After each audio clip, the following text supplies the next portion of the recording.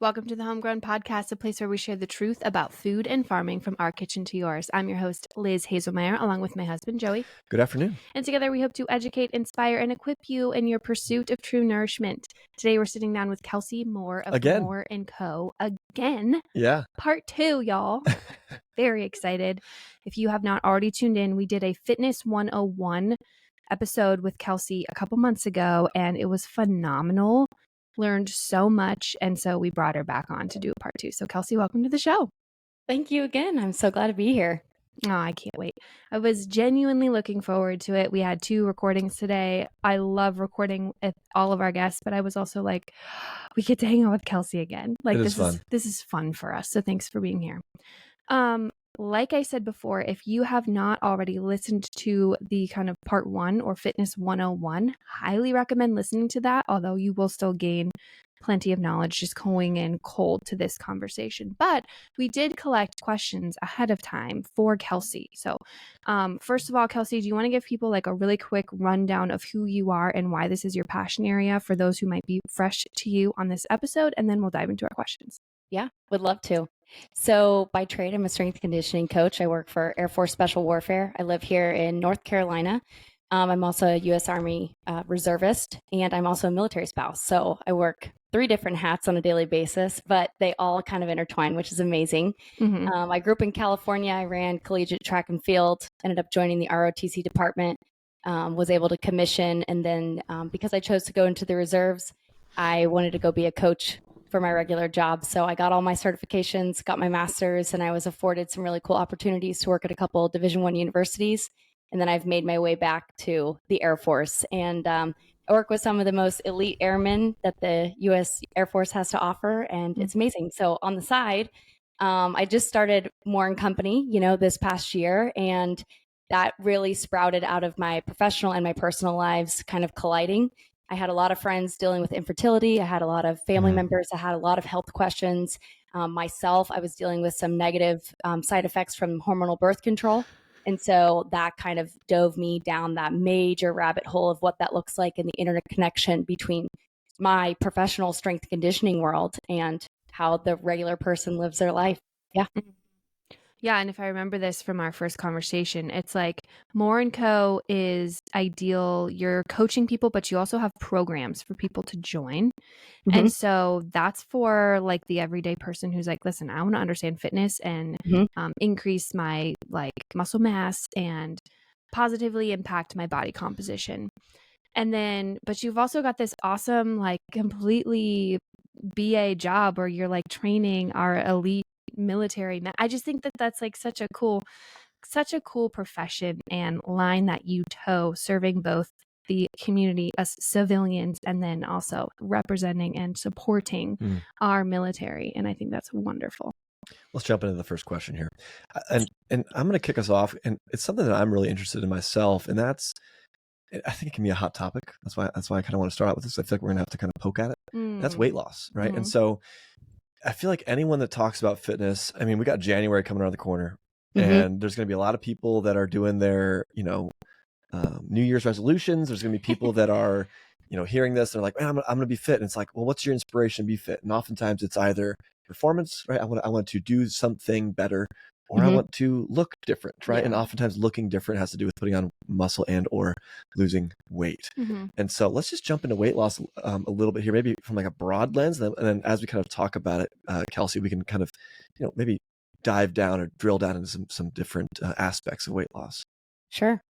Yeah. And this is where I would divide men and women here. And that was a really good conversation and topic we talked about on the last podcast, but it really comes into play now when we talk about weight loss, because I talked about how men's bodies function a little bit differently than women's. Not one is better or worse than the other. They're just different because we're physiologically made differently with different hormones at different levels, different times, different cycles, right?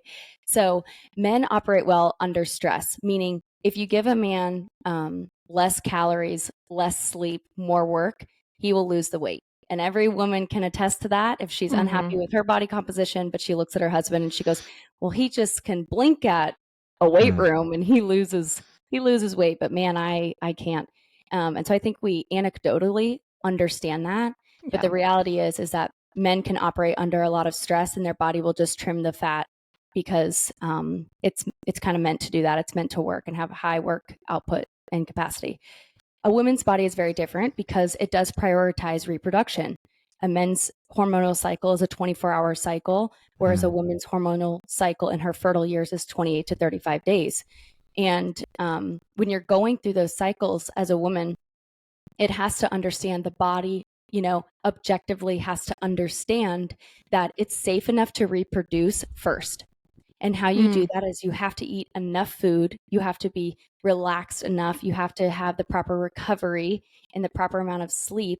And once your body's in this quote unquote safe environment where it knows that food is coming, it's okay. We don't need to store these extra calories. We're sleeping, we're recovering. We don't have too much work output that's too hard for us to manage. Then once your body chills out, in the regular like nutrition fitness world, that's called maintenance calories. That's why you go to maintenance calories first, because you have to ramp up your metabolism first. A high metabolism is a sign that you have the proper muscle mass, you have the proper rest and recovery that you need. And then once you hit those quote unquote maintenance calories, then you can quote unquote start trimming. And you start trimming by leveraging your metabolism and leveraging your muscle mass. Now, your muscle mass is one of two things that impact your metabolism, especially for women. So, one, having more muscle mass will automatically increase your metabolism. And the second thing that impacts metabolism is your body's trust in that food is coming. Because we all know that if you don't eat enough food, your appetite will naturally start to decrease. And that's a result of your metabolism decreasing. Because primitively speaking, your body doesn't think food's coming, so it can't be burning calories that fast. It has to slow it down. And so in order to have proper fat loss, not necessarily weight loss, right? We're talking fat loss because we want to leverage that muscle mass. The first thing that I advise women to do is get off the stinking treadmill and you have to strength train because you have to leverage your muscle mass. You have to leverage your metabolism. And you combine that with the proper amount of protein and you're properly fueling yourself with carbohydrates because carbohydrates fuel your muscles. Once you get that in place and you understand that, then we can start looking at your overall calories. We can start looking at your overall macronutrient breakdown. But, if you just stick yourself on a treadmill and you just go and go and go, all your body registers is stress, stress, stress, stress, and it's going to hunker down on those pounds that you really don't want. And you're going in the opposite direction. Is there a recommended timeline for when you say you figure out your sweet spot of your maintenance? And I guess everyone's going to be different though, because if you're way off balance with your hormones or your stress or whatever. That's kind of the question I was going to ask. Yeah. So let's say I want to lose weight, and I know men and women are different. And so, Sure. and I kind of want to even touch on both of those, right? I'm going to guess there's men and women that are going to hear this. For sure. And what are the key areas I want to prep myself for that weight loss, right? Because I think what I'm hearing you say is you could potentially be in a state where weight loss is you're not primed for it, right? 100%. Yes, you're speaking my language for sure, because people think, especially in a woman's life where she's maybe concerned about her body image or she's concerned about how her pants fit, the weight loss is it's right there in the front of her mind constantly, right? And in order to tell her to lose weight, we're going to need to set that aside and go strength train and eat more food. Seems insane, but that's really what you need to do. And your timeline question, generally speaking, we need to ramp up your metabolism for about 2 to 3 months. And then after those 2 to 3 months, you have changed your habits. You have changed how you view food. You have adjusted how you view strength training and cardio. And then from there, you can start ramping up the engine as long as you are fueling properly and as long as you are recovering properly. If you don't, then regardless of how much you're strength training or how much you're running, if you're not fueling or you're not sleeping, your body's going to be in disarray. That's good. I also want to add to the weight loss piece. I think it's interesting. I like the term body composition because we can talk about losing fat, but also gaining muscle. So the number on the scale might not actually change. I know that happened to me. And so it's like, is it weight loss or is it increased muscle mass? Is it lowered body fat? And those things are all exactly what you were saying. So I think it's interesting though, like you will change physically and the dial doesn't move. And that's, I would say that's good, interesting right? or frustrating. I don't Depending, know. yeah. And how like your jawline was coming in and like you can look at the before and after pictures Oh of my gosh, 75 totally hard for That you. was crazy, Liz. I saw that on your Instagram. That was, I mean, it's wild. It's wild. It's wild. Yeah. So for those who don't know, like I just completed 75 hard, which is 75 days of every single day, 2 45-minute workouts. You have to eat a certain diet, which for me, I was just focused on protein. You have to drink a gallon of water, take a progress picture, and read 10 pages of a book. It's not a weight loss challenge. It's a self-discipline challenge, which is why I wanted to do it. But I'm going to be really honest and say, like, I walked into that thinking like, oh yeah, I bet I'll lose like 10 or 20 pounds at the end of this. I literally thought that. I was like, for sure, I'll have to lose like 10 or 20. 10 or 20. I was like expecting big things. And I'm pretty average size, but I was like, yeah, I think I have some extra fat I could lose. This number on the scale didn't budge, Kelsee, like not even a pound. But I'm telling you, I'm so much stronger. My body composition is so different. My clothes do definitely fit different. And I can see that. I can see muscle definition in my arms. I'm freaking jacked now. It's awesome.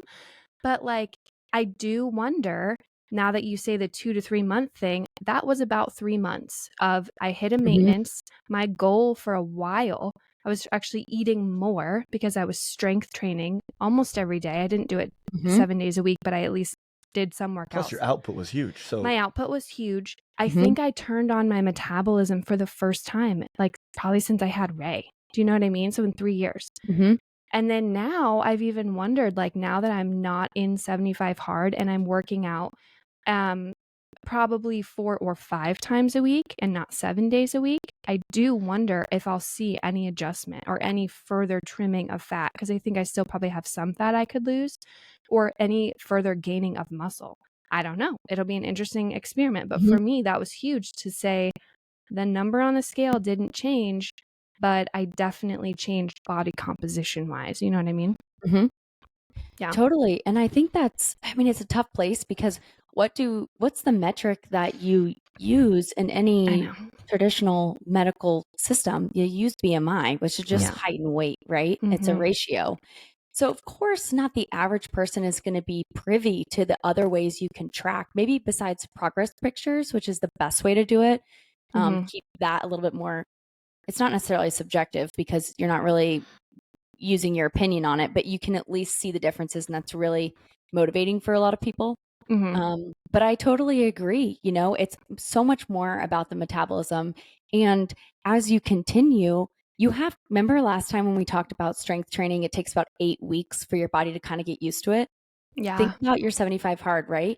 You stuck to it for over 8 weeks. And when you did that, your body neurologically rewired, and it now is very efficient, sending signals to all of your muscles.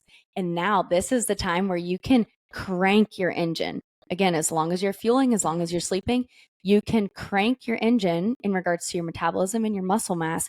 Man, you can leverage that. Like when I say women can be incredibly strong and resilient, this is where you dial that in. Whereas 90% of the population of women in this country are like 20 steps behind the start line, you know? And when you started 75 hard, you already kind of had a great starting place because you were eating nourishing food. You knew how to recover well. You had your habits in place. You had your priorities in check. All these things were ready. And so when you did 75 hard, you had great success because you had that starting place originally set up for you. So weight loss for women, it sounds like there's a slow down to speed up sort of methodology kind of going on there. Anything else? So people are listening to this are like, man, I'm really wanting to lose weight. What are some for women specifically? What are some of the things that come to your mind, if anything else? And then I would love to transition into, okay, you're a man out there, and is it the same? Is it the same methodology? I'm guessing that maybe it's not. But anyways, I'm gonna let you, Kelsee, talk. Anything else on the women's side, and then let's talk about what it looks like to lose weight for men. Because we just clarified that body composition improves with increased muscle mass, the only way that you will increase your muscle mass is through the proper amount of protein intake and strength training. So those are the two things that women have to. I don't care how old you are. I don't care what your experience level is. You have to increase your muscle mass, and that's how you do it. You have to eat at least 1 gram of protein per pound of body weight every single day, and strength train at least 3 days a week, where you're really challenging the weights that you're using and you're increasing your muscle mass. You're not going to become, a bodybuilder necessarily unless you try. Women get really nervous on how they look, but I guarantee you're going to be so confident with how you look and how your clothes fit and how you walk in a room, because when you challenge that in your life, you look at the world in a totally different light when you know you've done really difficult things, especially maybe by yourself or just within your own decisions, right? You can walk into a room, into a setting very differently. So protein intake and strength training for women specifically are so important. For men, I'm not going to say those 2 things that I just said aren't important for men. Of course they are, but I'm just saying men can leverage a little bit more cardio. Men have a reset of their testosterone every 24 hours. So they can pretty much destroy themselves in a day. And as long as they eat and sleep, they can wake up and do it again and again and again and again. So you can kind of string those days together more as a guy. Whereas women, we do have maybe some more ebbs and flows that we need to work with, which we can transition into that cycle syncing conversation later. But for men, you can absolutely crank up your cardiovascular training. Most men see a lot of success with running more, or with, getting on the treadmill, or a bike erg, a ski erg, something like that, a rowing erg. And they see a lot of success with that. And I say the same thing for guys. Your muscle mass will only stay there while you're trimming, if you're eating enough protein and you're strength training. So while you're trying to lose more fat mass, you still have to strength train in order to keep the physique that you want and keep your protein there. Yeah. Outstanding. And maybe I'm bouncing out a little bit too much, so stop me if I am. But I as a man that doesn't know about this, or at least is learning today, what is this 24-hour cycle, and like, what does that mean? You said your testosterone resets. Just curious what all you know about that, so I can know about that. For sure. So a man's testosterone should be the highest in the morning and should be the lowest in the evening. Okay. I'm very careful of how I phrase this, but I hope us through the camera, we understand what we're saying. But when I say a man's testosterone should be the highest in the morning, a man should understand what that means. Okay. Understood. Okay, thank you. And if you don't know what that means, then just dig in the weeds. You can figure it out. Okay. But that is a sure sign that your testosterone is the highest in the morning. If that's not happening consistently, then that is a sign that needs to be checked out.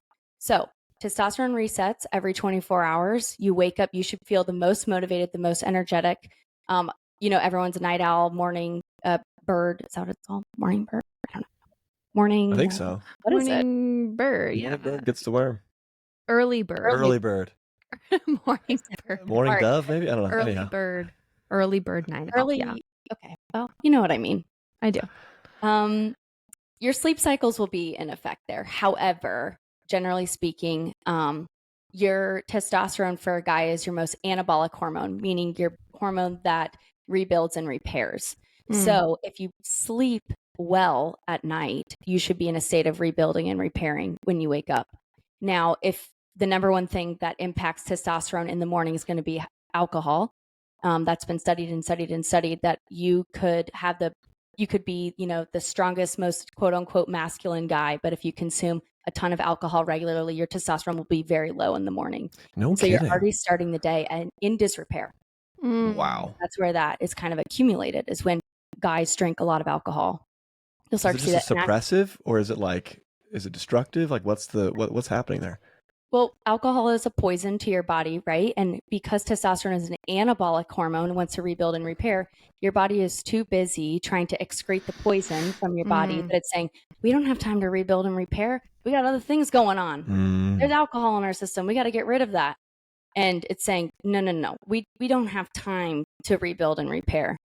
And so that's why it will, men in their 40s and 50s start to see a decline because they've worked for 20, 25 years at that point, and through the use of alcohol consistently, or through not sleeping enough because of just life, and they work really hard, they start to see a trickle down with their testosterone during those years.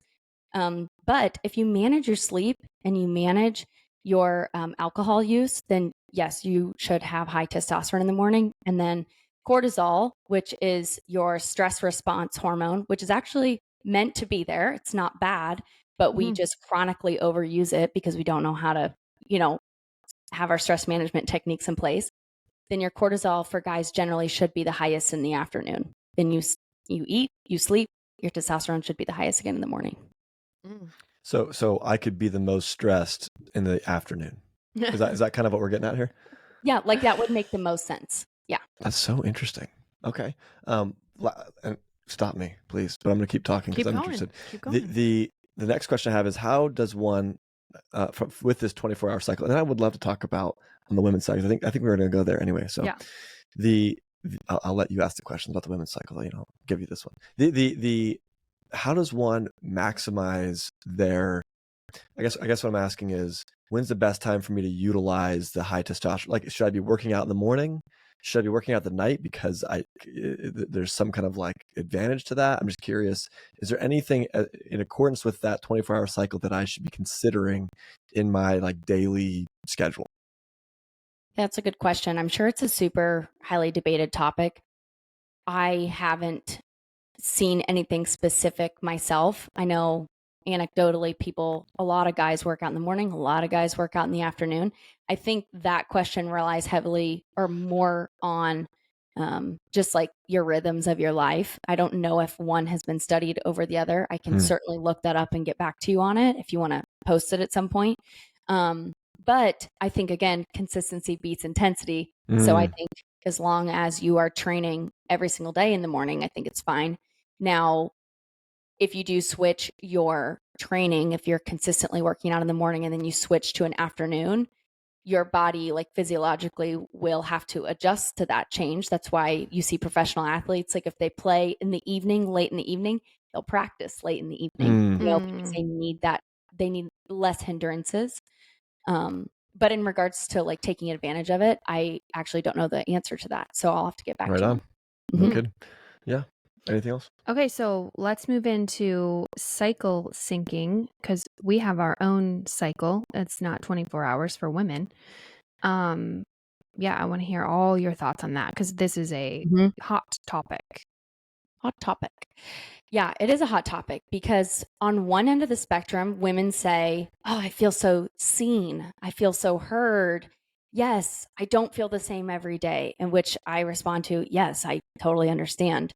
And then on the other end of the spectrum, you have the performance world saying, "Well, we can't train like that because what if you have a game? What if you have a game during your luteal phase? Like, you got to suck it up." And it's like, well, I worked in college athletics, like I heard it all the time. And I'm saying, okay, yes, correct. We can't, there's got to be a middle ground here. Like, we shouldn't be sitting on our buns during our entire luteal phase just because we know that maybe that's not the best time. I don't want that to become like a self-fulfilling prophecy where we're just taking 2 weeks off at a time or 10 days off at a time. But I think what we can do to leverage that is we can't just ignore that our hormones do go through a massive fluctuation throughout the 28 to 35 day cycle. And you can use that for your advantage. And what that just realistically looks like is, let's just say that a woman's cycle is 4 weeks, just out of simplicity, because it is about 28 days, right? I personally program all of my strength training within 4-week cycles. And every 4 weeks, I take a deload week where you drop the volume, you drop the intensity, so you give your body time to rest and recover. My perfect goal, if I'm just training somebody like one-on-one or writing one program for them, where I'm not programming for a group, right? Because if I was programming for a group, like, you couldn't really do that because women are on different days of their cycles. But if I'm programming for one woman, yeah, you just shift that deload week to your luteal phase where you know that your body's going to be already under recovered. You're going to be really hungry. You're going to be super irritable. You're going to feel really bloated. You're going to feel fairly unmotivated. That's just when you take advantage of your deload week. You do that for a couple of days. You habitually know that you can make that adjustment and then get back to it during your menstrual phase. right? Which I guess, do you want me to back up and go through the phases? Yeah, I was going to say, We I'm need going to to? need Okay. reminded on the luteal Okay. because it's either before or after, and I can't Yeah. remember No, which it's okay. one. I should have started with that. Sorry. No, I love it. Okay, so we all know that your menstrual cycle starts when you start bleeding. So that's going to be your menstrual phase, which is about 5 days-ish. Right after that, you go through your follicular phase, which your body thinks that you got pregnant. So it's ramping up all these hormones because, well, your body thinks it's about to be pregnant. And so Mhm. it's ramping up all these hormones to release the egg, which is going to be during ovulation. So Mhm. during your follicular phase, your follicles are getting ready to release an egg. During ovulation, you will release an egg. You feel amazing during your ovulation phase because, again, primitively, your body wants to get pregnant, right? Then you enter into your luteal phase where it does think that you're pregnant. And so those hormones kind of stay around. And then about 5 days into your luteal phase, it says, oh, we didn't get pregnant. We need to start getting our uterus ready to shed the lining. And then that's when you have that really trickle down effect during your luteal phase, where the second half of it, you start to feel really crummy and then you bleed again. You start your menstrual phase over again. So you may not feel very good when you're on your period, but hormonally speaking, you're actually at your strongest. Thank you in for saying regard- that. In regards to the amount of power output, right? Mhm. Are you the most resilient in regards to overall stress, like tolerance? No.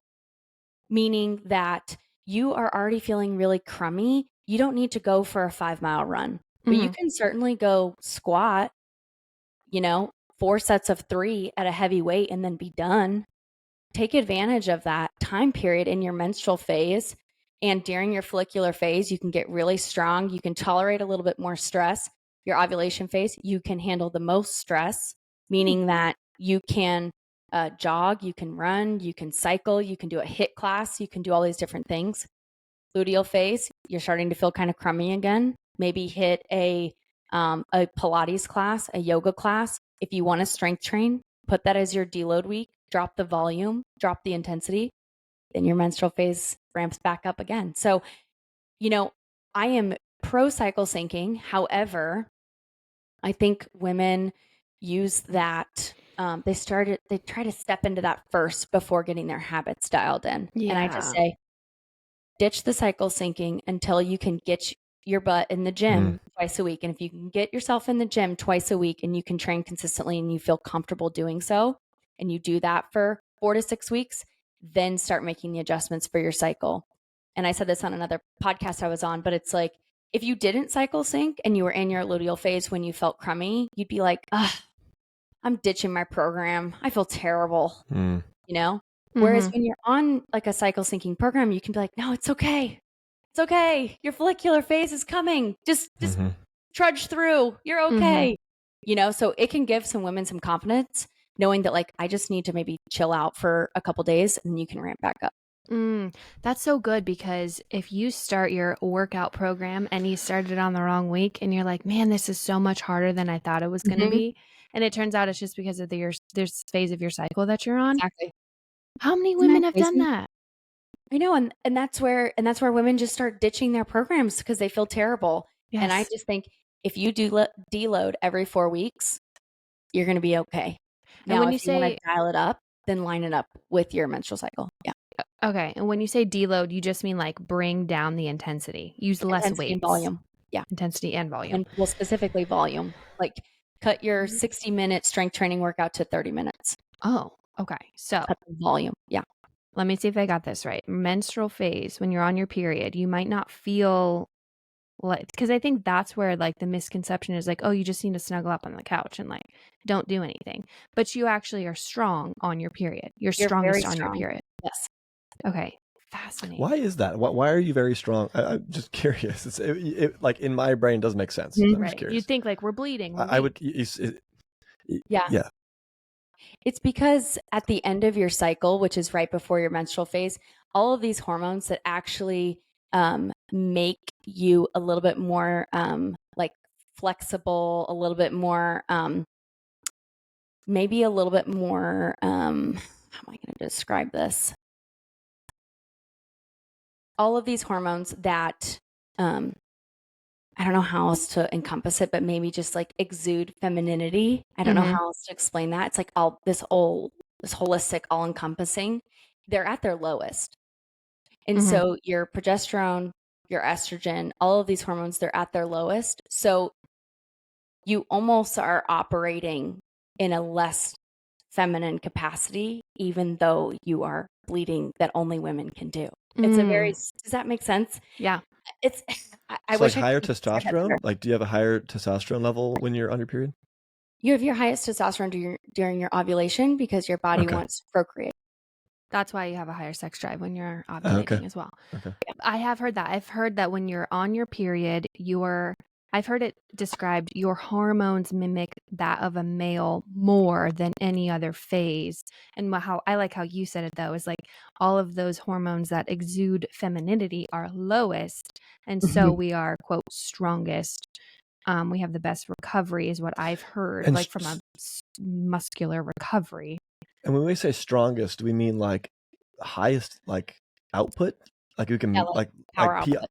Okay, so if I'm going for like a PR, No, well, not you. I know. I'm saying if a woman's going for a PR Oh, yeah. and she's on her period, that might actually be a good time to do that. Okay. Wow. See, that would have never. I would have probably said the opposite. Yeah, and me so too. that is extremely interesting to me. So anyhow, but it's tricky because if you try to hit a PR the week before your period, you're going to feel terrible. So it's this tricky game. It's days. It's such a delicate timeline. It's days. I think I can definitely feel that. I didn't know that cognitively going in, but like I obviously had 3 periods during 75 hard, and there were definitely 3 weeks where it was like, this freaking sucks, or like 3 4-day periods. Sure. And I think it was always right before my period. So that makes total sense that it's like, it's kind of a graph that goes up and then kind of tanks and then goes back up again. For sure. Fascinating. It just hit me while we were talking. So we've talked about the I'm not pregnant cycle for working out, but curious about pregnancy. Oh yeah.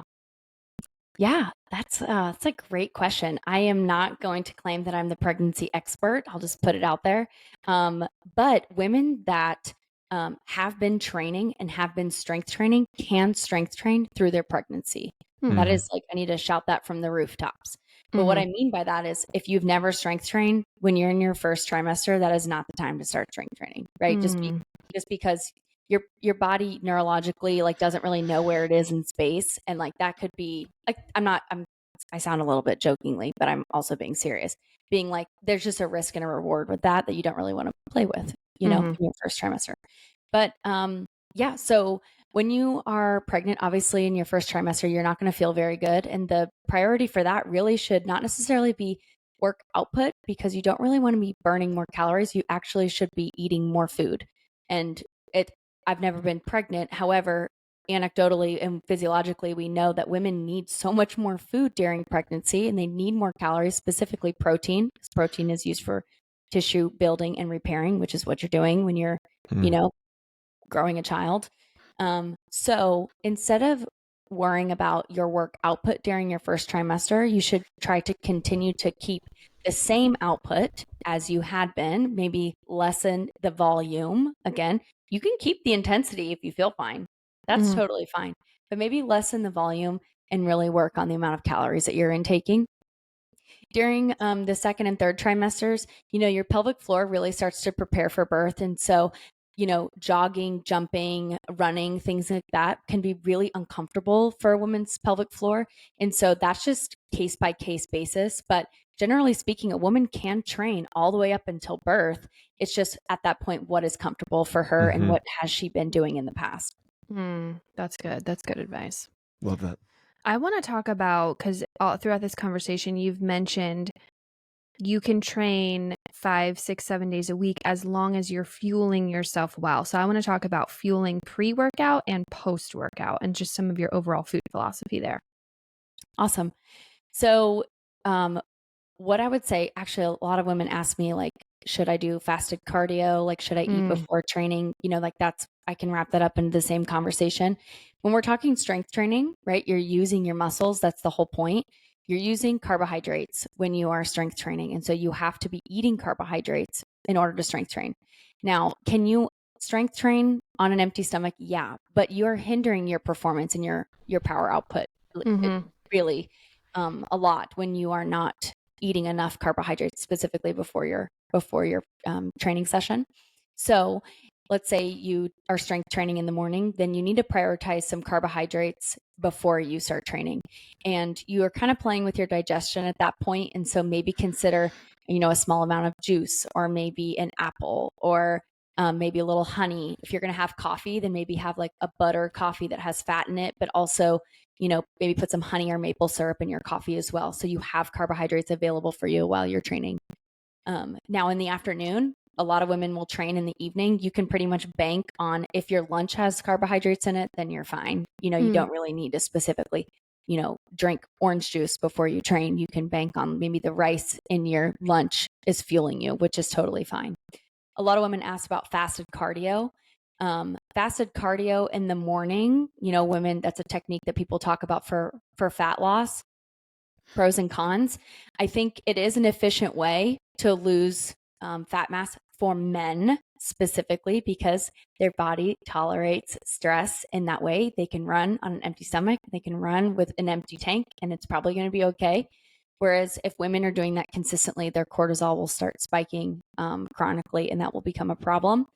Now, in regards to fasted cardio in the morning, that's a perfect time for you to have maybe a butter coffee, where maybe you're not intaking carbohydrates, but maybe you're taking in the butter, the MCT oil, and then you're going on like a walk, or you're going on a ruck, or you're going on a jog where your heart rate stays fairly low. But once your heart rate starts increasing and it's getting really high, it's gonna switch over to those metabolic pathways that primarily use carbohydrates. And then after any training session, you have to prioritize refueling those carbohydrates that you used and a proper amount of protein. So the easiest way is, if you need convenience, to have a really big protein shake afterwards, like a 2-scoop protein shake, which is great. Or if you're about to run into dinner, if you're about to run into lunch, then just make sure you have enough protein, or maybe a double portion of protein in your meal after you train. That's great. And that brings us to our next question, which I know you get a lot, which is, Kelsee, how do you eat that much protein? So give us some of your favorite examples of protein intake on a daily basis. Thanks. Yeah. So the first thing I say is, if you're having a hard time taking in that much protein during the day, which it should be 1 gram of protein per pound of ideal body weight. So if you weigh 150 pounds and you are happy with your body composition, you should be shooting for 150 grams, the easiest way is just to double the portion of protein in the meals that you are already eating, because you don't have to buy new groceries. You don't have to buy new protein powder. You don't have to change your habits. You don't have to change your meals for your kids. You don't have to change anything. You just, instead of eating 1 hamburger, you're eating 2 hamburgers, right? It's that easy. Now you do have to buy more food, but you're not changing your habits necessarily. So that's number 1. Number 2 is, you have to leverage your time and money. If you have time but no money, then you need to buy the cheapest ground beef possible, and you need to cook it yourself and find the cheapest cuts of meats, and just kind of leverage that. If you have no time and a lot of money, then maybe invest in a meal service, right? You have to pick one or the other, and I don't want to hear the answer of, I have no time and no money. Then my answer is, okay, well, you need to change your priorities then, because something's out of whack, But if you have the money to do so, just do a meal service or buy protein powder, which can be expensive, but it is the easiest convenience you can have, is to keep a bag of protein powder in your car. I have a bag of protein powder here at home, and I have a bag in my car, because I know that if I'm running from place to place, I can always bank on leveraging the amount of protein that I have. Do you have a favorite brand of protein powder? Yeah, I always recommend Ascent Protein. Ascent Protein, ASCENT. It's a black and yellow bag. That bag is highly regulated, and that is the sponsored protein powder of the USA weightlifting team, which is in the Olympics. So it's highly regulated. It's very clean. It's whey protein isolate, which should be the first ingredient in your protein powder. And it has very limited ingredients.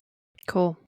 We like milk, which is so funny. It's like such a different brand from, it's like Jocko Willink's brand, but Oh, it's yeah. also whey protein isolate. It has monk fruit in it, so it's very low carb, which I actually enjoy because I'm usually putting it into raw milk, which has plenty of carbs already, about 11 grams per serving. And then it's very minimal ingredients, especially depending on which flavor you have. Some have natural flavors, some don't. So milk is pretty clean, but I do want to try this. 100%. I wrote it down. Yeah. 1, 2. So I think those are 2 kind of good options. And yeah, I mean, we've also done collagen powder. Yeah. What's your take on just dumping collagen powder in? Collagen is fine, but collagen is not considered a complete protein. So protein itself, breaks down into amino acids. Collagen is a portion of those amino acids, but it's not all of them. So collagen is great, but I wouldn't necessarily count that towards your total protein intake for the day. Really smart. I love that. Yeah, that makes sense. What's the next question? Next question. So we're talking about, did we already touch on, like, we're stressed out and we decide to change the way our workout is? No, let's talk about that a little bit. So for context, I was saying how, by the way, when I said I was going to do 75 hard, I got a lot of hate, which is so funny because I like kind of I got frustrated because I was like, yo, when I told you all that Joey was going to train for a marathon, no one said a freaking thing. And then I say that I'm doing 75 hard. You guys don't even know my plan for working out, but you get freaked out because I say I'm going to do 2 45-minute workouts. And the way I kept explaining it was like, I'm taking a nourished woman's approach. I was very specific in the lifestyle stage I was in. I didn't have small babies. I wasn't like breastfeeding a child. I sleep through the night. I don't typically have kids waking me up. So I took all those things into consideration. I also fuel my body really well with good food. And I had already been pretty active working out. I was just elevating all of those things because I wanted to do a self-discipline challenge. To add to that, I feel like people get really freaked out by this idea of 2 45-minute workouts. And part of me wants to be like, it's not that big of a deal. Is that an hour and a half of activity a day? If that's all you're doing? Imagine you have a blue collar job, right? Yeah. And you are like a garbage man, right? You're doing way more than that. And you're doing like an 8-9 hour shift. That is 8 or 9 hours of physical output. Yeah. Like part of me is kind of like, hour and a half a day? It's, now where that became challenging, right, from like a discipline perspective, was not in the sense that the workouts were so excruciating and that you were just like, on the floor, couldn't get back up. No. But that, man, sometimes it's inconvenient. Yeah, it's like dinner time. And it's like, dude, I got to get a workout in and it's freezing outside, or it's raining, or I've had a terrible day, the kids are annoying, yada, yada, yada. I got to get a workout in. That's where it became really challenging. Yeah. Anyhow, I just want to put that in there because it's like 2 45-minute workouts. People are like, that's way too much. And I'm like, how? No, I'm glad you said that, because one thing I realized after going through 75 hard was that I had way better energy the more consistent I was in my movement. So anyways, back to the subject at hand. I went about this thing very intentional. And what I did is as I told Kelsee before we signed on, I had some of the most stressful weeks of my entire year. No joke. Not just because of Joey, but during 75 hard, things with our kids, things that I never, just really, really stressful weeks. Like I wake up, my heart is pounding out of my chest. It's like clearly a physical manifestation of anxiety I'm feeling because of the stress in my life. It's not long-term chronic systemic. It was situational, and I had to power through. And I knew, listen, I am going through a really stressful time mentally and emotionally, usually work or child or family or husband related. But on those days, I was really careful to throttle my level of physical stress. So on those days, I either did 2 walks as my 45-minute workouts, 2 rucks. Even sometimes I didn't even wear the weight pack. I would do maybe a walk outside because one of your workouts had to be outdoors. And then I would do a Pilates session for 45 minutes or an hour. And so in that time, I felt like there was so much wiggle room to say, how can I still move my body an hour and a half and also take into my emotional and mental stress so that I'm not stressing my body out in more than one way? So I said all that. And Kelsee was like, yes, that's accurate. Explain to us why that's important for women specifically. And it might already just be reiterating what you already said, but I think just painting that picture for us is really helpful. Yeah, I am so proud of you for listening to that because you are, again, kind of speaking my language. I always talk about how stress, whether mental or physical stress, your body will respond physiologically the same way. So whether you are yelling at a child because they're doing something wrong, or whether you are fighting a tiger, physiologically speaking, your body responds in the same way. Your adrenaline starts pumping, your cortisol increases, your heart rate increases, you get sweaty, you start thinking of like maybe you're angry, you have all of these other systems in place for you to meet that demand.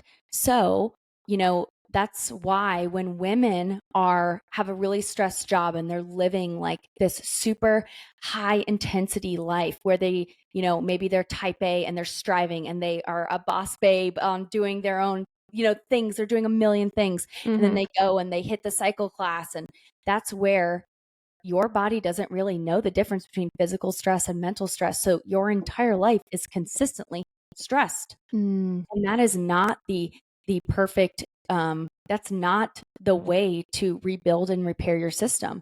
Your body will break down in order to meet the demand of your life. And you will feel that breaking down at some point if you're living chronically in that. And we call that fight or flight, right? That's your sympathetic nervous system. You should live in that sympathetic nervous system. I call it 1% of your life when you are training or when you are maybe in a situation where you have to meet the demand of something nerve-wracking and you have to become a mama bear or whatever the case is, right? That's your fight or flight. But if you're living in fight or flight, that sympathetic nervous system, you will not be in a state of rest and digest, feed and breed, which is the other part of your nervous system, right? That's your parasympathetic nervous system. And it's exactly the things that I just said. Rest, you'll be able to sleep. Digest, your gut will be healthy. Feed, rest and digest. Feed, you will eat enough food. And breed, your fertility will be proper. You will have a proper menstrual cycle. So you have to live 99% of your life in your parasympathetic, where you are regulating the stressors in your life, all encompassing stressors, physical and mental stressors. And then you dip into the sympathetic because you want your body to overcome that stressor. And then you go back down and you rebuild and repair back in your parasympathetic. So you are feeling that at that point in your life, acutely speaking, you are living in your sympathetic. You are living in your fight or flight for all these different reasons. And you were like, the worst thing I could do right now is crank on the gas pedal. Right. Like physically speaking, why would I do that? I'm already in disarray. Yes. What you need is a protein shake and a nap. And you need to go rebuild and repair, get back down into your parasympathetic, work on your stress management techniques, not necessarily you specifically, but in general. We have to learn meditation and prayer and gratitude and getting outside and sunlight and breathing. And we need to live there 99% of the time, not in our sympathetic. So the concept of I need to go for a run and clear my head, that doesn't work. It's good for you. I think it's fine as long as your heart rate is low. Okay. So like I could go, so in that state, and just I really want to know for sure, I'm just so stressed, or Elizabeth's so stressed, and she married this maniac, so there's just this weirdness going, anyways. And she's like, I need to go take a walk and clear my head. That would potentially be a good decision. Yeah, taking a walk and clearing your head is amazing. I think it only becomes a problem when you live a super stressed life and you're like, I got to clear my head. I'm going to pedal to the metal. Yeah, and you just crank down chronically. That's when you have a problem. Acutely, if you're just doing that once in a while and you need to go strength train with some heavy metal, then, go for it. But chronically speaking, it's probably not the best choice. Okay. That's good to know. Also, I think you should be aware, like I knew that those weeks were few and far between. Like that's why I can say they were the most stressful part of my 2023 is because I don't live like that all the time. I had extenuating circumstances that led to them. A lot of things were out of my control, a lot of surprises, things that we had to work through. Just it was fine, but I just knew I wanted to throttle some of my physical output. And then those 3 or 4 days would pass and I would be right up back to where I was, hitting my 45-minute strength, hitting my 45-minute ruck, feeling amazing. And sometimes, I just like yeah, I think there was just a lot that played into that. You also have to recognize, like, what is your circumstance that you're in this week? Is it related to your cycle? Is it because your husband's out of town? Is it because you had a uncomfortable conversation with someone? Like, what are the other factors going in here? And then how does that play into your view of fitness and fueling your body with good food? So I think that's great. Yeah. What else? Do we have another? So we're talking about working out, and this is something that I get really excited about. And that's like attire. Oh. And so, so we have a 12-year-old. I almost said 13. She's almost 13. It's crazy. I know. Anyhow, she created this deal with us that she's going to do 30 days straight of strength training. And she wants us to buy her a fitness outfit. Because I told her, because she's like, will you buy me a new outfit? I said, not until you prove to me that you're actually going to like use it and work on it. I said, I worked out a ton before I bought myself a single pair of anything. So anyhow, let's talk about it. Would love to go through.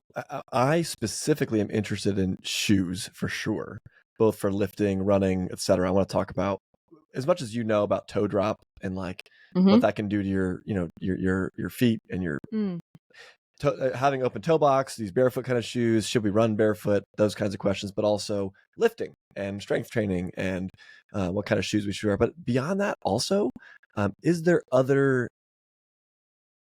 apparel that we can use that is actually beneficial and we're not just being taken by the, really cool, like, fitness trends, whatever. Right. So talk to us about fitness clothing and shoes. Yeah. Well, let's start with shoes because shoes are a big topic because we wear them every day, right? So there's a couple different definitions you could talk about. People talk about like minimalist shoes, barefoot shoes, zero drop shoes, right? We have to kind of define all of those. So there's a difference between a minimalist shoe, like a barefoot shoe, and a zero drop shoe. Those are two different types of shoes. A barefoot shoe is going to be something that has very minimal cushion and is also zero drop. But a zero drop shoe does not mean that it has to be a barefoot shoe. I know it's kind of crazy. It can have a bunch of cushion. You can have a bunch of cushion in a zero drop shoe. Correct. And the easiest example brand wise is going to be Ultra, and they are my absolute favorite shoes. Those are a zero drop shoe, like Joey said, but they have cushion on them. And the advantage of using a zero drop shoe is that what that means is that your toes and your heels are at the same exact height. You could have a ton of cushion, you could have a little bit of cushion, but regardless, your toes and your heels are at the same height. And that is supposed to mimic the ground in regards to your Achilles, your plantar fascia, and your calves. It's in the proper lengthening setup of your calves. Whereas a classic typical running shoe, if you're talking about Brooks, you're talking about Sauconys, you're talking about Ons, you're talking about Nikes, right? These are the biggest running shoe brands. They're going to have a pretty tall and significant heel lift where the heel is higher than your toes. Okay. And while that may feel comfortable for people, chronically speaking, that's shortening your Achilles and shortening your calves, which is why a lot of people, if you start running in Nike shoes, they'll get shin splints because that will impact how your calves and your ankles are working because of the heel lift. A barefoot shoe, going back to the beginning, a barefoot shoe just means that it's a zero drop shoe, but it has very little cushion, no cushion at all on the ground. And while that may be quote unquote how we should be walking or how humans have walked for a very long time, like, little strappy leather Jesus sandals, it's like, yes, I shake my head. Correct. That is technically how we should be walking. But because of our modern society and our modern shoe wear, our feet, ankles, and calves are nowhere near ready to be running in that style of shoe. So there was a huge trend probably 10 years ago where people were like, minimalist shoes, barefoot shoes, let's go. And then they're all broken. They just destroyed themselves, right? They got shin splints, they got plantar fasciitis, they got all these different things. They blew out their Achilles because their feet were not ready for that. So what I say is if you're interested in barefoot shoes or you're interested maybe in zero drop shoes, then maybe transition to wearing those shoes one day a week. And then you start wearing your regular running shoes the other days. You have to slowly get yourself to a zero drop position where your Achilles and your calves are in the proper lengthened position. And that could be just like walking more barefoot. You can wear Earth Runners, you can wear Vivo Barefoots. Like there's so many different brands that you can wear. And strength training wise, having a zero drop position or maybe even a barefoot position for strength training is awesome. And that's what I recommend. Barefoot specifically, knowing how to grip the floor and knowing how to have a stable position is huge. Yeah. Whereas people just have probably one pair of workout shoes. Maybe it's a running pair of shoes, and then they're in the weight room and then they're like on a boat. They're like on chunks of foam and they're, like they're all in Asics on. Exactly. Like they're all over the place. So it may be a running shoe, and you can probably get by, but if you're actually interested in strength training, you should actually have a more flat, stable shoe. Some of the best brands, in my opinion, are always going to be like Vivo Barefoot. I love them. They are technically a barefoot shoe. But Ultra, they have the Ultra Solstice, which is kind of like their like hybrid shoe. It's kind of a CrossFit shoe, which is a stiffer bottom. It's flat, zero drop, has cushion though, which is decent. You can also do like a Reebok Nano. Those are really great. Nike Metcons. Those are great strength training shoes. They're generally zero drop shoes. And then in regards to running, there is an advantage of having a heel lift. There is scientifically and leverage wise and biomechanically wise, it's advantageous to have a heel lift. However, chronically speaking, you have to note that if you're not working on your feet, you're not working on the strength of your toes, and you're doing toe yoga or you're doing calf raises or you're working on your ankles properly, then your ankles are going to get really stiff because they're not really being used as much because your shoes are being used. Why is it advantageous to have a heel lift when you're running? And are we assuming folks are heel striking or toe striking? That's a great question. So it's advantageous to have a heel lift because it's shifting your weight forward. And when you're running, you should have a small and slight forward lean. So it's automatically putting you in that position. That's clearly not the position we want when we're strength training, right? Yeah. You should be flat-footed and your hips should be back, at least when you're squatting or you're deadlifting, right? So it's that heel lift is not advantageous in the gym, but it is when you're running. Now, this is a debated topic, but as someone who ran track and I've seen all these different, gait analysis of ultramarathon runners and marathon runners and everything, regardless of your speed, you should be landing on the ball of your foot. Your heels should not be touching the ground pretty much at all.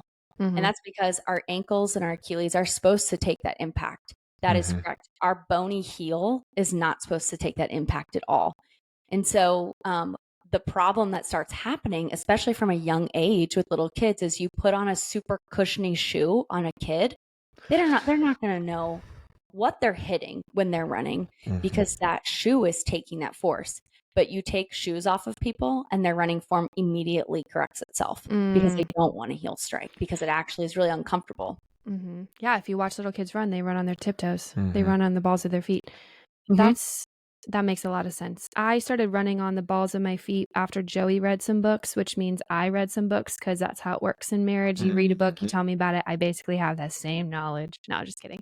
But no, it changed everything for me because when Joey was like, your knee shouldn't be taking that, whereas your muscle is built to degrade and build back up. And I was like, oh, my calves should be taking that force. And as you're saying, your Achilles that's what there's for. So I run in my Hokas because that's all I have right now, which are probably not a zero drop. I'm assuming that's got a heel lift. But regardless, I like them because they're cushiony. Exactly. And I think that's fine. And those are meant to be long distance running shoes. That's cool. Totally fine. Now, are those going to be like the most efficient sprinting shoe? No. But so are you doing that? Probably not. Exactly. Right. No. So it's okay. It's totally fine. It's not a big deal. Here's what's interesting. I'm just thinking, this is just coming to me right now. So I run. I have not been running as much lately. I'm doing probably 10 to 15 miles a week currently. But did we meet pre or post my first marathon? Post, but like right after. Okay. So I've run a marathon. I've got a couple of races coming up soon that are all very small. So they're not really going to be a factor. However, I've run a lot. I've probably run at this point miles that I've at least tracked. I don't know. Let's call it 1,600 miles of just like road running in the last year and a half. In the last year and a half. And I run currently. I've done a lot of reading books, talking to people like Kelsee, like just people that have been running a lot longer than me. Essentially, I want to be able to run, to perform, and not like be that person that says, I don't run anymore because I have bad knees. I don't want that. I don't want to be that person. And so I try to correct my form the best I could. And I've been doing a lot of research on like toe drop, heel, whatever, and toe box, right? That's what I was going to say. And right now I run in ons. I've been running them for a while. I have a 6mm toe drop is what I have currently, which is, as I've been able to find, one of the smallest toe drops that I can find. I have not found a lot that are like in that 0 to 6 range, if I'm honest. Maybe Kelsee's gonna be like, you're an idiot. They're all over the place. But I have not been able to find them, at least not in the brands that I'm aware of. I do know that Ultras are 0 toe drop. And all the friends I've talked to are like, dude, if you go to a 0 drop with how used to what you're running right now, you will be suffering. They were like, so and I just credit to what Kelsee was saying before, which was, man, if you're going to go to a 0 drop, integrate slowly, change, yada, yada, which 100% agree. Everything that I've heard and read would also agree with that. And the curious thing I was going to bring up is that I played and have played a lot more soccer than I've ever run, right? So I played soccer in college, played some like semi-pro, and got to travel on some teams, which is pretty cool, and was very serious soccer player for a long time. And cleats are not like ergonomically built. Let me just tell you right now, you are not putting on a pair of cleats and your foot is not happy. And my feet are gangly today as a result of soccer, and not even just running. Even running is certainly not helping it, but there is definitely no drop in soccer cleats. And there's almost zero cushion, primarily because cleats, as I was getting later on in my career, I don't know what they are these days. The big thing was to try to make them as light as possible.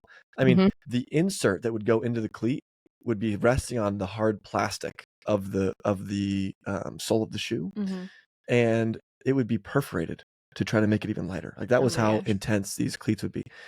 And so it's just interesting because you run on cleats for a long time, and I just wonder if that would if I would have been more comfortable starting with a 0 drop shoe is all, coming from cleats, but I did not do that, and I regret it a little bit. But anyways, totally love that. Actually, my husband played lacrosse in college, and he still plays some semi-pro lacrosse here, and he has like these big hobbit feet. His toe box like needs to be super wide, and that's always his biggest complaint. And he's like, why don't they make these cleats like more comfortable? Why don't they widen them out? And I think that's just been the way that it's been forever, and nobody's really challenging that. Actually, I think there was one company he found that does like a wide toe box shoe, but they were like $500 or something. Oh like it was my God. insane. Cleats are crazy. You get top of the line cleats. People complain about it. Oh my goodness gracious. And so then with lifting, you'd mentioned, just so people can really get a good picture, right? Running shoes, these are gonna be your cushioned shoes. All running shoes can be cushioned, whether you have 0 toe drop or not. And that is something that you can find out like in the detail, like the specs of a shoe. And I would tell people like go to if you're curious, like I don't even know what they're talking about right now, I would go to a Fleet Feet or like one of these like running shoe stores and like have them put you in different ones so you can feel it when you stand on it. Anyhow, that would be one way that I would try it out. Lifting shoes, however, are a totally different animal. The soles of them, correct me, they tend to be really like, you said it best when you're like, you don't want to be like on a boat. You don't want to be rocking around. Like if you're putting a bar on your back to do like squats, you want to be as secure as you possibly can. So what is your thought on like barefoot lifting, like literally no shoes? I think it's great. I think it's awesome.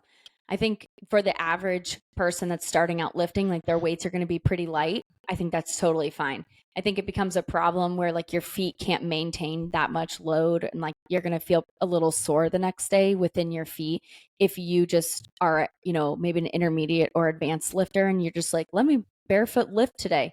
You're probably going to be a little bit sore and a little like achy at the end of the day, but I don't think that's necessarily bad. I wouldn't necessarily advise plyometrics, which are usually a part of strength training. A lot of people will do box jumps or broad jumps or something like that. I probably wouldn't recommend that from the beginning, doing barefoot, just because that's so much impact that your feet aren't just ready for yet. But a stable base is exactly what you want. And you think about how ticklish your feet are, right? Or you touch like a dog's paws, like they don't want that to be touched. And so if you're training or you put shoes on a little kid from the very beginning, you really don't know where you are in space. It sounds really dramatic, but it's the truth. I mean, you put shoes on a dog and what do they do? Mm-hmm. Dogs do like their little funny dance, right? And we've kind of muted that with kids growing up, and we've muted that with ourselves as we're training with shoes on, and I think we can start to understand where we are in space. We can understand our balance, our stability, and just all of our movement patterns a lot better if we're training barefoot. But I think it might just need a little transition, like you said. I was going to point out that for the average person, like a stable shoe is awesome. In advanced and really elite weightlifters, they do use technically weightlifting shoes. And those heels are very elevated when they Really? squat specifically. So if you look up somebody that's like an Olympic weightlifter, you can look up maybe an example is like Maddie Rogers. She's on the USA weightlifting Olympic team. She's amazing. They use Olympic weightlifting shoes where the heel is very, very, very elevated. And that's just because it opens up their ankles a little bit better, and it actually is able to make the weight distribution better between their toes and their heels. But that's only because they've been training for so long and they have to take advantage of that last little ounce, last little bit when they're squatting. Whereas for the average person, you probably should be using your entire ankle range of motion, and you shouldn't be relying on weightlifting shoes where your heels are really elevated. But a simple example is like if someone can't squat very well, then you would elevate their heels with plates. I'm sure you guys have seen that before. And that kind of mimics the weightlifting shoes. But ideally, we should be squatting, deadlifting, lunging, should be able to do that just barefoot. That's good. That's outstanding. Yeah, I got nothing left on that one. Anything else on shoes and clothes? No. Oh, Right on. I was going to say I don't think we even got into clothes. We can jump into clothes. I really don't want to get like toxic workout clothes for like myself or my daughters. Merino wool or like wool-based stuff. Yeah. What's your opinion? So good. Merino wool. My favorite brand is Icebreaker. I have a couple shirts from Icebreaker. They're amazing. They're like my, like my future hope to be like a brand deal with is with Icebreaker. Yeah. But merino wool is great. I actually wear merino wool socks when I'm running. It doesn't have to be hot, but the great part about merino wool is that it's anti stink. So you can wear merino wool over and over and over and over and over again, and it won't smell. And it also helps with less friction. So if you struggle with chafing or blisters or something like that, it's amazing for that wicking part of it. And then also, you should really have like natural fibers in regards to like your undergarments, and you don't want like those polyesters or plastics on your body, like in those areas. And so having 100% cotton or organic cotton or wool underwear is a great way to do that. And merino wool, in my opinion, is not itchy at all. It's not, like the wool that you're thinking of, like in a Christmas sweater. So it's a lot softer and thinner. Love it. Yeah. I have some merino wool running gear, and I just remember like reading about it and like merino. Like I was like, what is a merino? Anyways, it's a type of sheep, right? Anyhow, I didn't know it was, but love them. And she's so right. There's something interesting about it.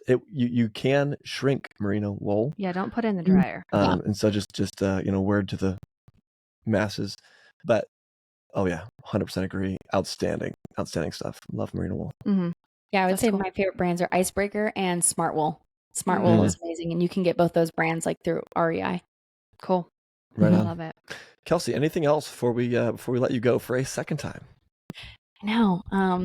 Man, I just thoroughly love these conversations. I was telling you guys before we clicked record, but it's been so cool the past couple of weeks where I'm finding like this super interesting niche of people who are connecting with the holistic world. They're connecting with nourishing food, but they understand that they still have to move their body, and they don't know what that looks like because they know that the classic fitness industry is just not what they want. Rightfully so. I think there's a lot of problems with it, right?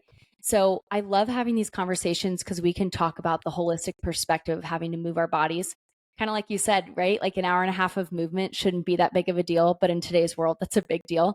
I mean, women were like working fields for hours on end. A lot of women in other countries are still working hours on end men are working hours and hours on end. That shouldn't be a big deal. And so I just love that we're finding this common ground together where we can understand how to nourish ourselves, how to exercise, and just have like a really joy-filled life. I love that. Okay, I have one last question for you off of what you just said. Mhm. I was in a conversation the other day, and it was like, I don't know, this person was saying, I don't know if I want to continue rucking because, I don't like feel it at the workout. And I was like, yeah, I'm with you, but like, I think we can have a combo of high intensity workouts and also, zone 2 cardio. Mhm. And it's just good to sweat and move. And in terms of the nourished woman who wants to move our body, but we also don't want to overdo it, what is the sweet spot? Is there, and I know you've talked about your rhythms of strength training and cardio or zone 2, but is there still value in me putting on my rucksack every day, rucking for 45 minutes? If I walk in, I'm like, man, I felt great, but like it wasn't like a hard hitting workout. What's your perspective on how we should balance those movements? Yeah. I think there's a lot that happens psychologically when you push yourself to the edge, right? When Mm. you like are at the end of yourself, there's so much confidence that happens there. And I think we still need to harness that, right? I think there's a problem when we try to crush ourselves every single day. And I think that I'll just say that's my blanket answer.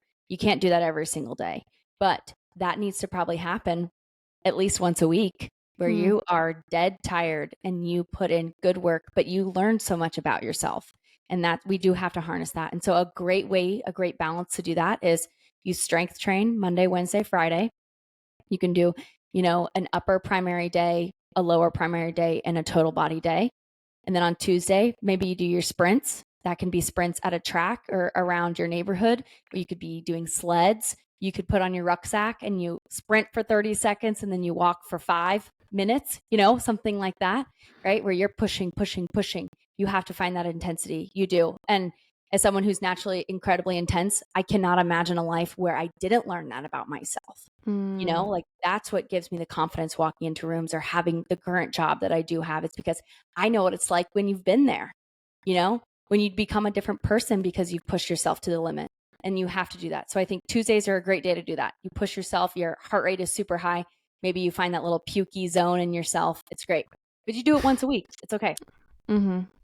Thursdays, maybe you do a non-impact cardio version, right? Maybe you swim on Thursdays. Your heart rate stays generally low, but you're going for maybe 45 to 60 minutes. You ruck on Thursdays, right? You pick something, maybe you hike with your kids, you find a new trail. And then on Saturdays, that's when you can do your super long, low and slow. And if you're a runner, that can be your big mileage day where your heart rate stays low. You're learning how to refuel. You're learning what clothes work for you. You're learning your routes. You're getting outside. And I think that's a great balance, a really great balance. If you feel like that's still not enough, great way to add that in is just to add in like a 10-minute finisher at the end. I do that a lot. I lift Monday, Wednesday, Friday, but at the end of my Friday workouts, I do a 10-minute finisher where I crush myself but it's 10 minutes. It's okay. Like we'll all be okay, but I'm not crushing myself for 45 minutes. That's the difference, right? Maybe I'm doing burpee box jump overs. Maybe I'm snatching and I'm running and I'm shuttle running and I'm sledding. Like I'm doing all these hard, difficult things. Maybe I'm carrying sandbags, stuff like that. But it's only 10 minutes. And I guarantee you, if I refuel and I recover afterwards, I'll be okay. But I can't do that every single day for 45, 60 minutes. That's when your body starts to break down. So that's my personal opinion on just balancing it out, because I do think the intensity is important, but not every single day. That's where we start to see some chronic stress happen. That's so good. I'm glad I asked that. Sometimes intensity kind of keeps it spicy. Keeps it fresh. You know what I'm saying? Oh yeah. If you do like a low zone run every single day, That's boring. you're eventually like, yo, I hate this. I gotta get. Then you go out there and you're like ripping. Right. I'll tell you what, I was pretty dang sore after we did that 8-mile, 14 minute-ish pace when we were rucking together virtually. Yeah. At the very end of my 75 hard, we put a little cherry on top and we did that workout together. That's amazing. I'm so glad we did that. I was sore after that. The next day, I was like, my buns, I'm feeling that. Because I'm on an incline. I have a slight hill that I'm going up and down. And I was hitting in the first 5 miles, I was hitting close to 14-minute pace. Then the last 3 miles, I was like right at that 15-minute mark. But That was so fun. Thank you again for doing that with me. That was a I'm blast. so glad that we did it. I mean, genuinely speaking, like I was so proud of you, and the fact that you like walked in and like Sophie was doing Oh my like gosh. strength workout. I'm like, this is amazing. This is why we do this, you know? I know. And like, first of all, your walking pace is so fast. I just have to put that out there. I know I said that to you like 10 times when we were doing it, but I was just It blown is away that you fast. weren't running and you Yeah, were no. walking at that I pace. was That was fast. walking. Yeah. But man, like that's the whole point of why you did 75 hard. You pushed yourself, you found yourself at the limit of yourself, whether Mhm. that's just with your schedule or with your family and how they had to accommodate you during that time. But you learned so much about yourself because you put your head down and you did it. And that's Yeah. amazing. Mhm. And I think, you know, even you choosing to do it puts kind of a target on your back because people then feel insecure about themselves. But the Mhm. fact that you finished it, I mean, Mhm. my goodness, that's an incredible accomplishment, you know? And I think that's incredible that you did that. And so I just want to like on the air give you the kudos. Aw. It's incredible. Thank you. I learned a lot for sure. I think we're gonna do a full episode of what we learned as a Oh, family. you should. I've been waiting Flesh- for it. I'm not gonna lie. I'm like, I Yeah. want to hear about it. It exposed process. some The weak good, points. the bad, and the ugly. It exposed some weak points for sure. It was great. But I learned a lot about myself. Kelsee, most of these people listening to this should already be following you or know who you are or where to find you. But in case there are some slow adopters, where can folks find you? How can they get in touch? Give us the details. Yeah. So Instagram is where I show most of my life and most of my business, my day to day. My Instagram is Heyo Moore & Co. So HEYYO and then Moore & Co. And then that's the same URL for my website too, where I have workout memberships, consultations, and I'm taking on some clients again in the beginning of January with like a new group coaching style class. So yeah, you can just check me out there, and I do all sorts of things on my Instagram. So I love it. Love having We people love it. come That's on. awesome. Definitely go hit up Kelsee on Instagram. And oh my gosh. Yeah. Thank you so much for coming back. And yeah, look forward to hanging out and talking the next time. Mm-hmm. For sure. Yeah. Thanks, Kelsee. Thanks so much for everything. We'll talk soon.